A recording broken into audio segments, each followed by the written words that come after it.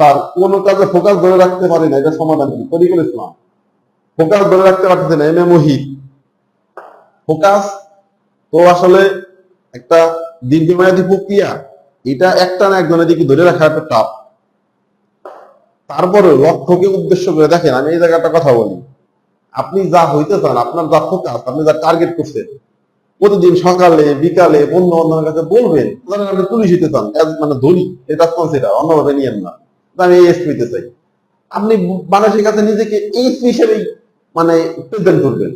মানে কি, আপনি যেটা স্বপ্ন দেখেন সেটা আপনাকে অভ্যাসে পরিণত করতে হবে। অর্থাৎ আপনি এএসপি নিলে আপনার কেমন লাগতো, এএসপি নিলে আপনাদের মানুষ, গ্রামের মানুষ আপনাকে কিভাবে আপনার সাথে কথা বলতো, যে আপনারা কোনরূপ মূল্যায়ন করে না সে আপনাকে কিভাবে মূল্যায়ন করতো, এইসব চিন্তা করলে দেখবেন কি যে পড়ার প্রতি আকর্ষণ পাবেন, যে কোনো কাজের প্রতি একটা মনোযোগ, মানে ইন্টারেস্ট বৃদ্ধি পাবে।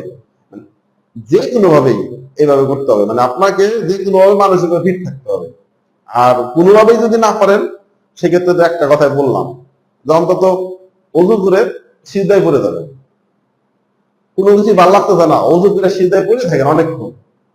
মানে দুইটা কাজ হবে, একটা হলো আপনি আল্লাহর অনেক কাছে চলে গেলেন, কারণ যখন মানুষ সিজদা দেয় তখন বান্দা এবং আল্লাহর মাঝখানে কোনো ব্যারিয়ার থাকে না।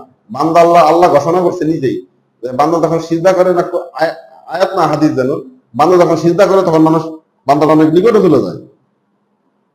অতএব আপনি মানুষের অনেক, মানে আল্লাহ অনেক কাছে চলে যেতে হবে সিজদার মাধ্যমে, এবং সাইন্টিফিক্যালি যে উপকারিতাটা পাবেন, ক্রিয়া মস্তিষ্কে ক্রিয়া বিক্রিয়া করবে, তাতে আপনার মনোযোগ ফিরে আসবে আর কি।